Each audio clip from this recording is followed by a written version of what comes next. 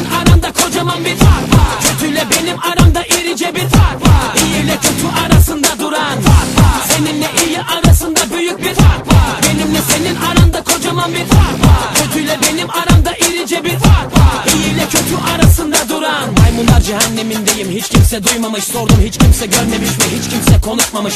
Korkular dolup taşınca komşular da kanlamış. Yalancı şahitler çoğalmış, ordular da saf almış. Sanki herkes en altında, pozisyon sert penaltı. Yer altından çıktım ben çoktan, fareydim çok yol aldım. Korktum bazen ben de, herkes gibi umudum kalmadı. Fakat sabrımsa aramızdaki en büyük farktır. Gönlüm kavga etmek istemez, bıktım da zaten. Şerefsizlerle uğraşıp şaşırmış her laf anlatmak. Beyinsizlerle sohbetler, gereksizlere öğütler. Bakışlardan bellidir kim ne ister, niyetse nedir. Orada kimse yok mu, hadi biraz ses ver. Orada ben sıkıldım, yaklaş bana el ver. Eninde sonunda görüşeceğiz elbet. Şimdilik benden bu kadar, iyi bu mesafe. Seninle iyi arasında büyük bir fark var. Benimle senin aranda kocaman bir fark var. Kötüyle benim aramda irice bir fark var. İyi ile kötü arasında duran fark var. Seninle iyi arasında büyük bir fark var. Benimle senin aranda kocaman bir fark var. Kötüyle benim aramda irice bir fark var. İyi ile kötü arasında duran fark var.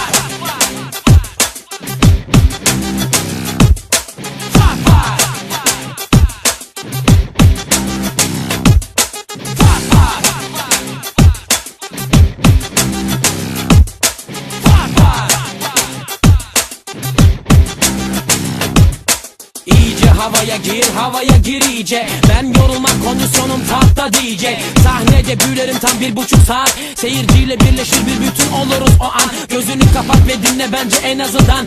%100 gerçek ve canlı, çok da rahatız burada. Gönlünü sen hoş tut, olacaksın hoşnut. Boşlukta dolar yavrum, biz boşuna mı koştuk? Ayrılmış birbirinden millet, hep uzak blok. Sallandıkça kendinden geçmiş sınıflar hep tok. Yeni moda Glock, bizde ise barış top. Yanlış söyler horoskop ve vakitsiz ötmüş horoz. Festivaller özgürlük barış demekti, ne oldu? İnsanoğlu İstanbul'da bu kuralı bozdu.